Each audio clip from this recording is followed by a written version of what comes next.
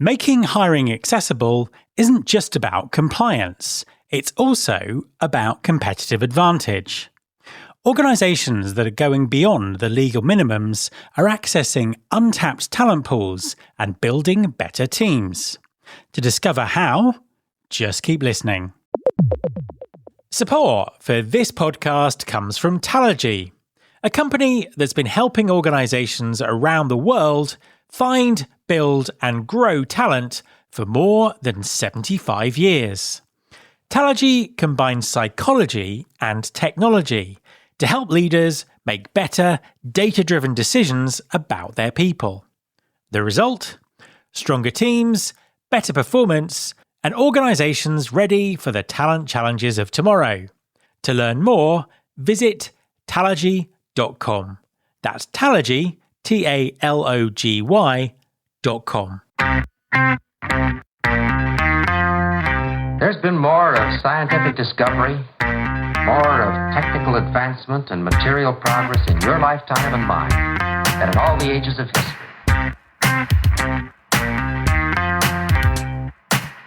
Hi there, welcome to episode 747 of Recruiting Future with me, Matt Alder.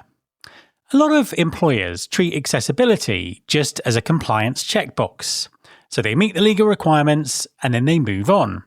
But this mindset misses massive opportunities. When companies design truly inclusive hiring processes, they don't just help candidates with disabilities or additional needs, they also improve the experience for everyone. Forward-thinking employers are discovering that accessibility drives innovation, expands talent pools, and creates competitive advantages. So, how do you move from minimum compliance to genuine inclusivity? And how do you do that at scale? My guests this week are business psychologists Brittany Davis and Laura Kate Ruttle from Talergy. In our conversation, they share valuable advice on building an accessible assessment strategy, and we discuss how AI is shaping a whole new future for inclusive hiring. Hi Laura, hi Brittany, and welcome to the podcast. It's a pleasure to have you on this show. Please, could you just introduce yourselves and tell us what you do? Absolutely. So my name is Brittany Davies. I'm a managing consultant and business psychologist working at Talergy. And I'm Laura Kate Ruttle, also a principal consultant working at Talergy with a business psychologist background. Brittany and I work in the same team, so Talergy very much focuses on the entire talent management life cycle, so all the way from hiring to development coaching. But our focus is really on that sort of selection process and ensuring that's a fair and inclusive process for everyone, helping our clients to really think beyond compliance towards true inclusivity and fairness. Fantastic. And we're going to sort of dig into that in our conversation today. So to sort of kick off with, talk us through the challenges that you're seeing in the market at the moment regarding accessibility and fairness in the hiring process. Absolutely. So there's a couple of different challenges that exist for candidates and for employers. I'll highlight a couple of them now, but the ones that we experienced most frequently in our roles as consultants. So I think the first one and the biggest is this myth around standardization being the way forwards. So a lot of organizations equate consistency with fairness, and they think if this process is the same for everyone, then that's what's fair. But actually that comes from a perception of the playing field being level, and we know that often it's not. So that same process for all mindset can unintentionally disadvantage individuals who are neurodiverse or disabled or suffer long-term conditions. So true fairness is about equitable opportunity to perform rather than identical treatment. Another challenge we experience is around resources.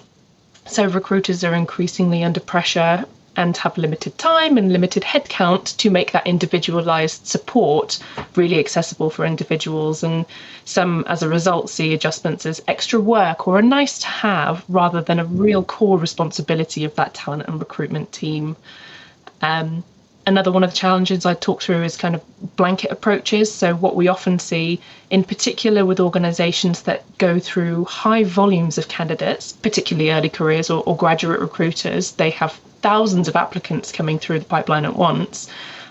They look for a one-stop shop, what's one thing I can do that will catch all accessibility needs And unfortunately, there just isn't one.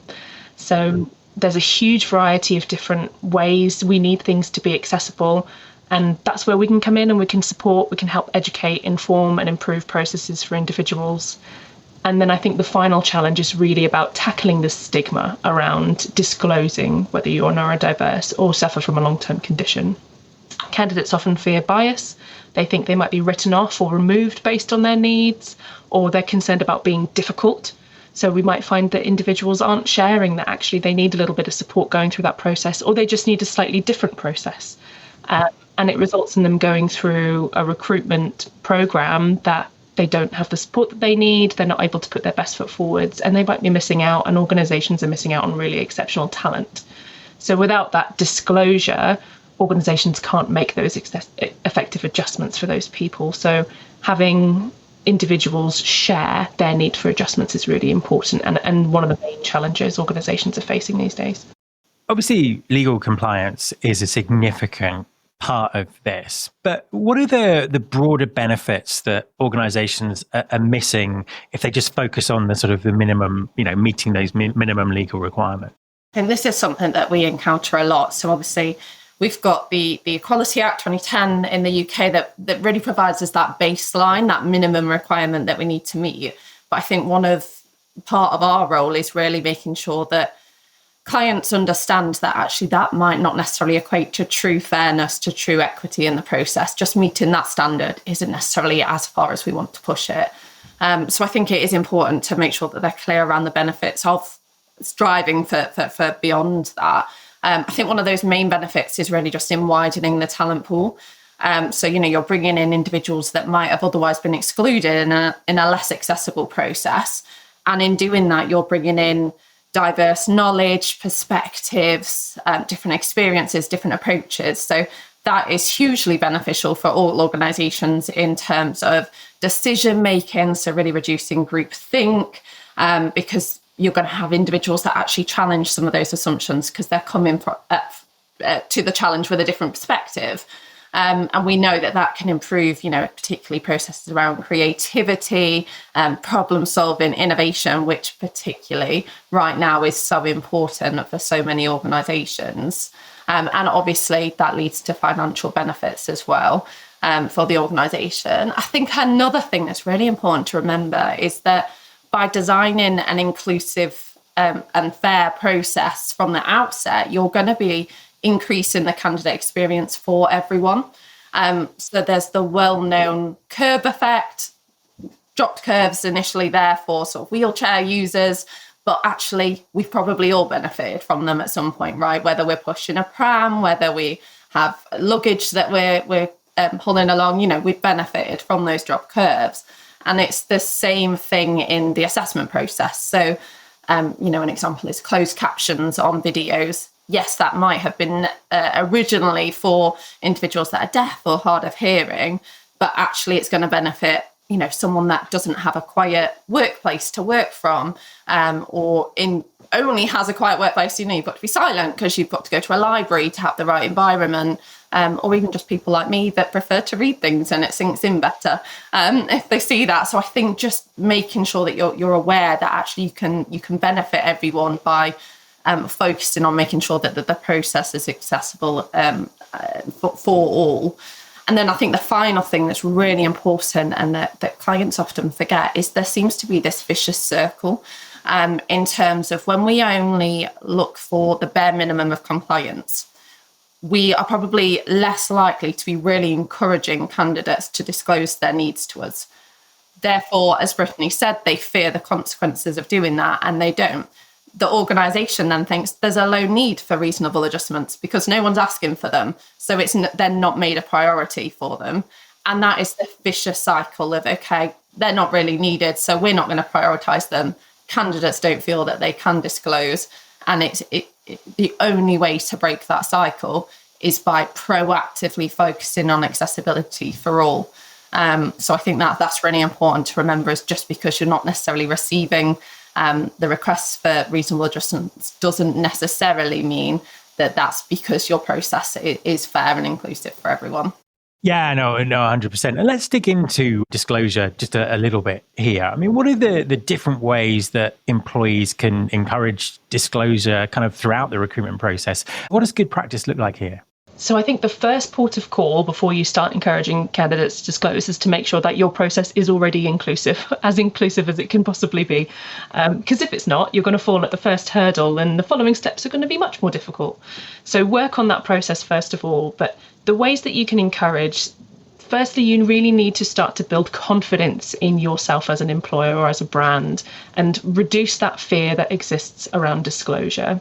So, as I said earlier, a lot of people think it might hurt their chances, and organisations need to almost actively counter that message. The way that they can do that is by being incredibly transparent about the process. So be very open about the way that you'll handle the information that's shared with you, who's going to have access to it, and what it's going to be used for.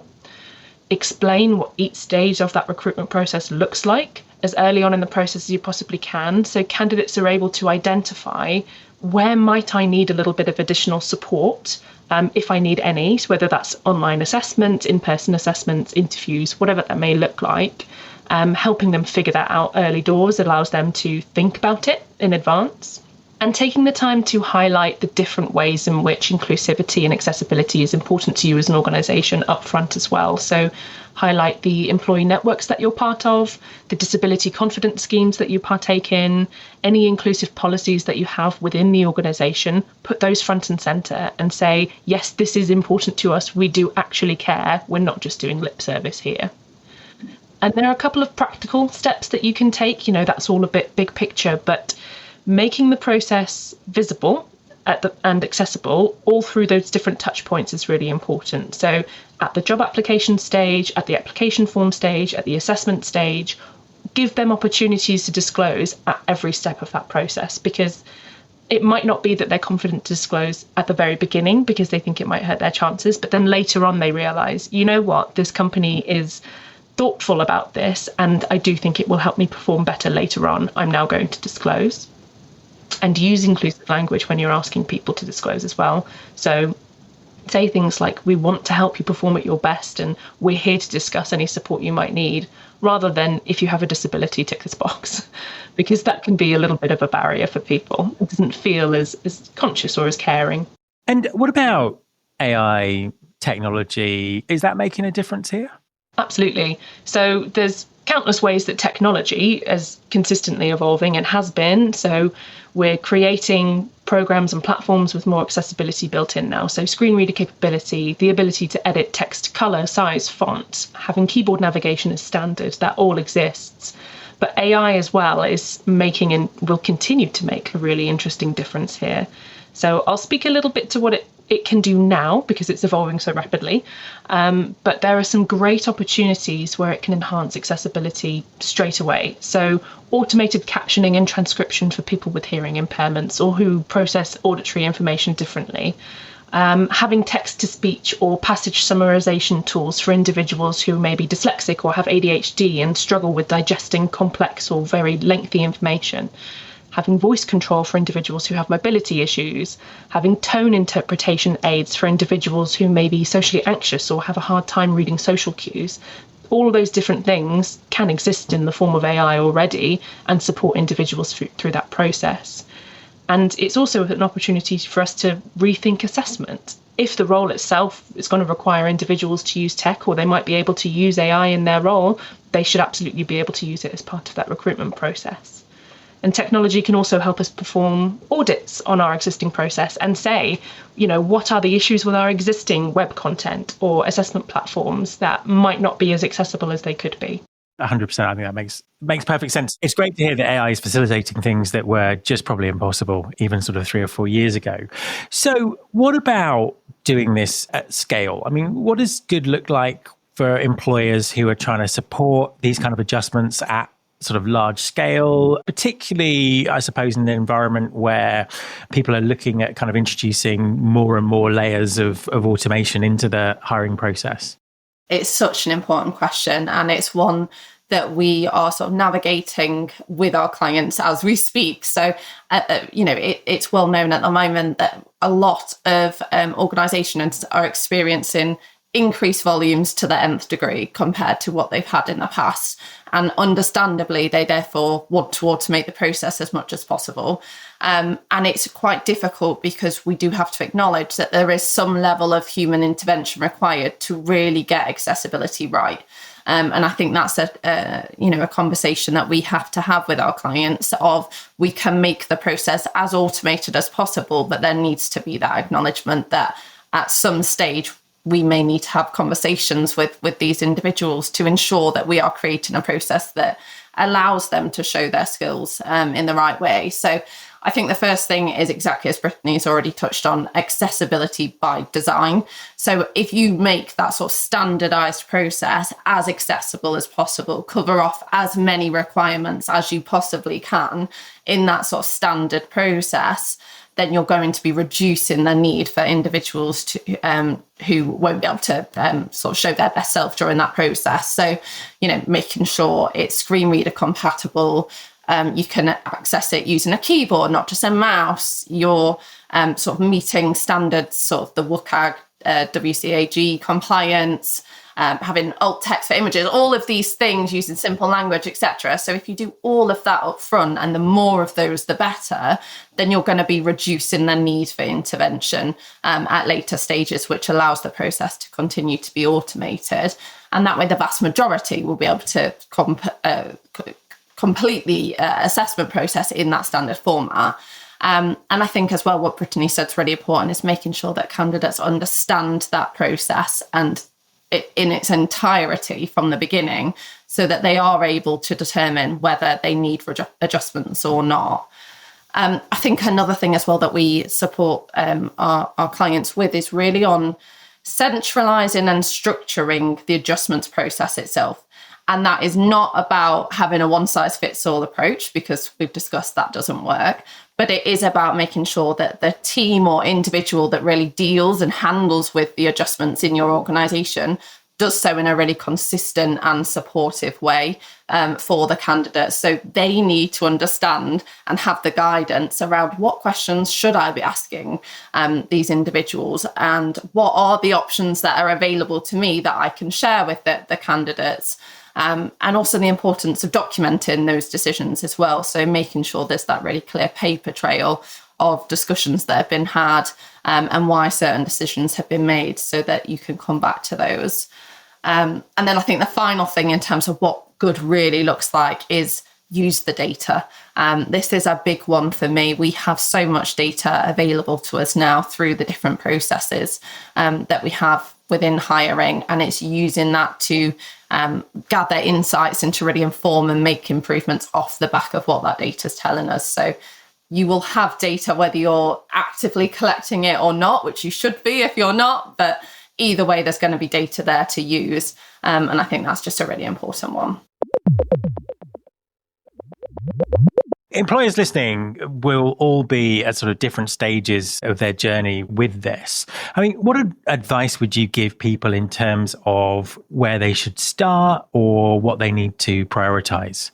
Yeah, I think it's so important. I think Brittany's touched on it. It's about really having that audit of your current process. And that is not just about understanding the sort of back end, the scores that you receive and how you use those.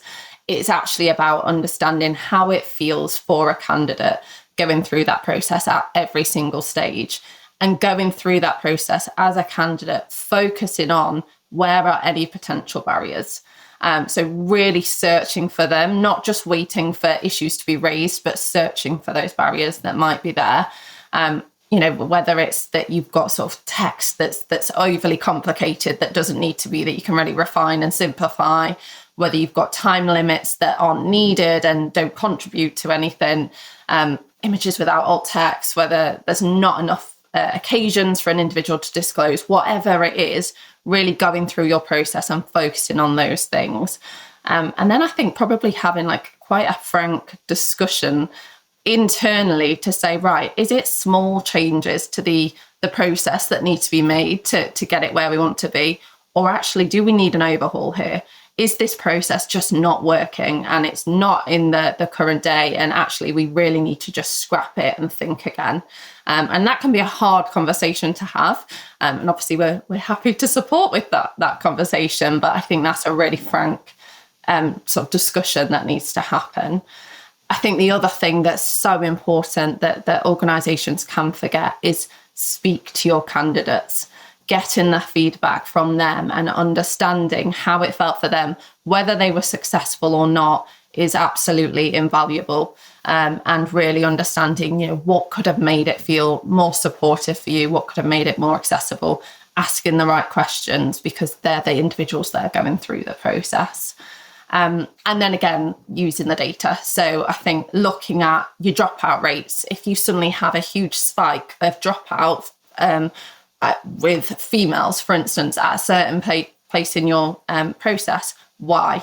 You need to understand the why of that, and you need to look into that data.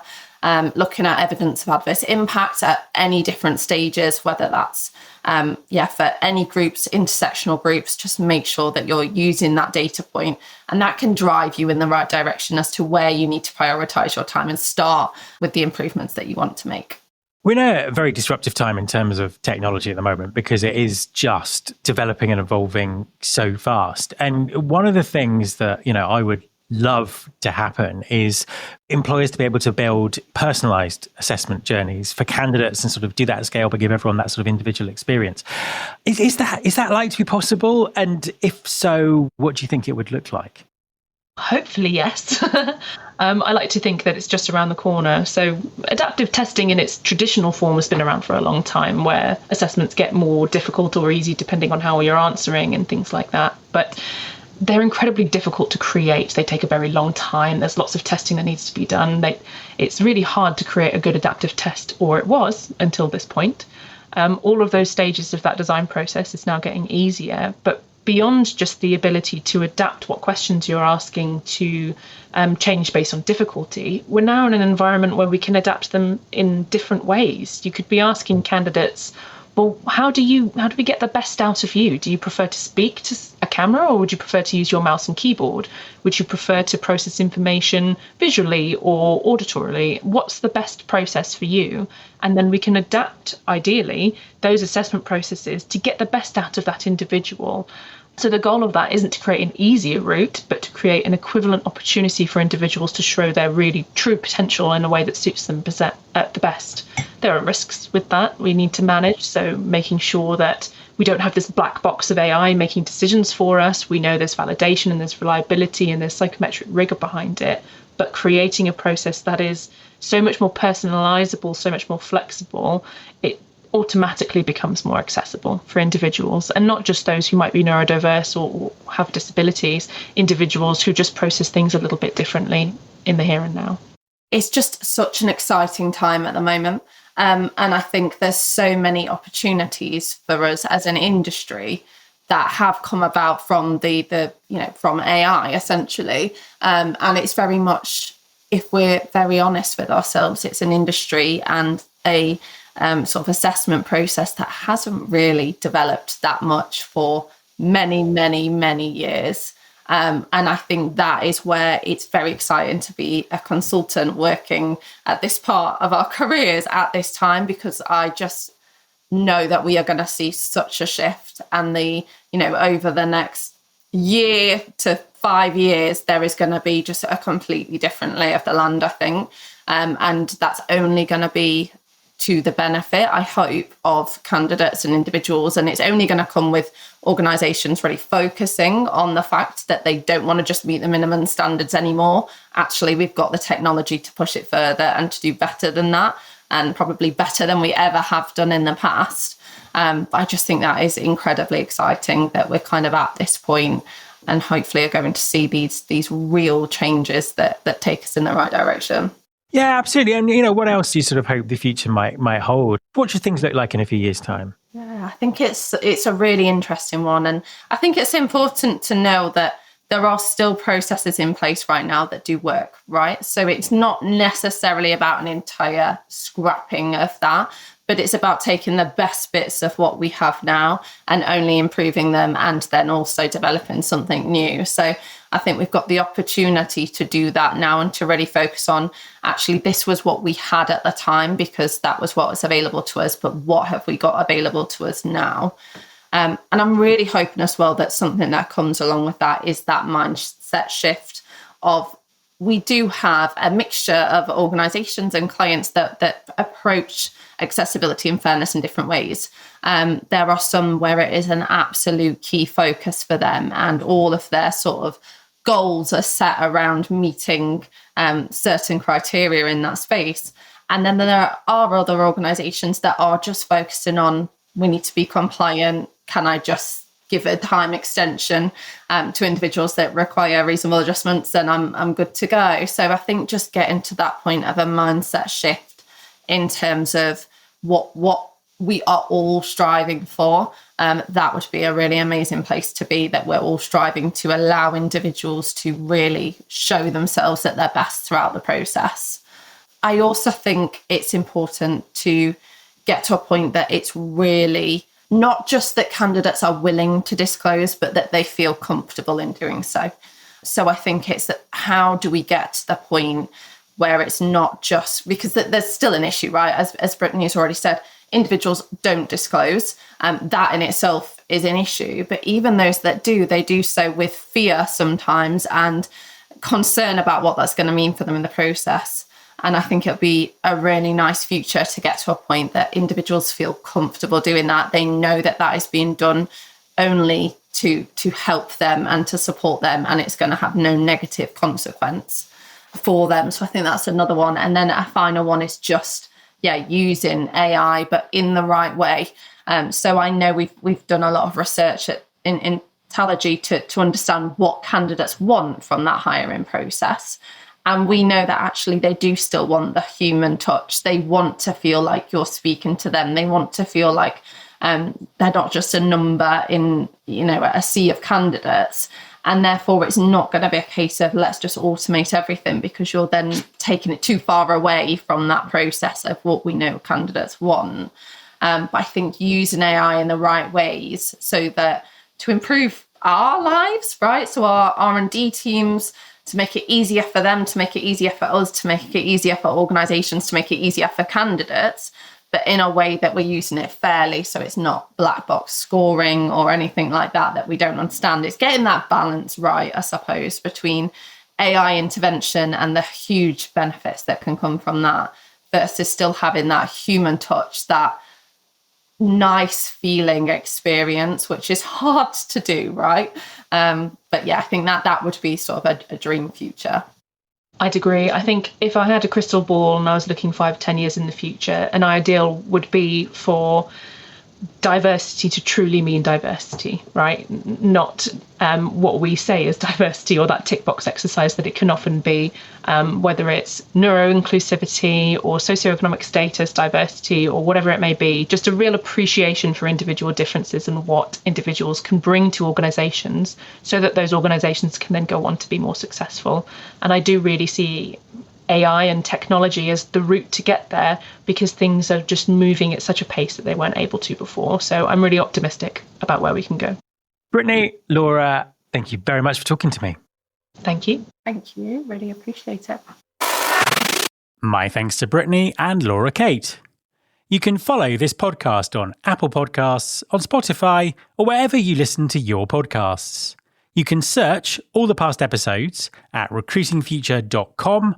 On that site, you can also subscribe to our weekly newsletter, Recruiting Future Feast, and get the inside track on everything that's coming up on the show. Thanks very much for listening. I'll be back next time, and I hope you'll join me. This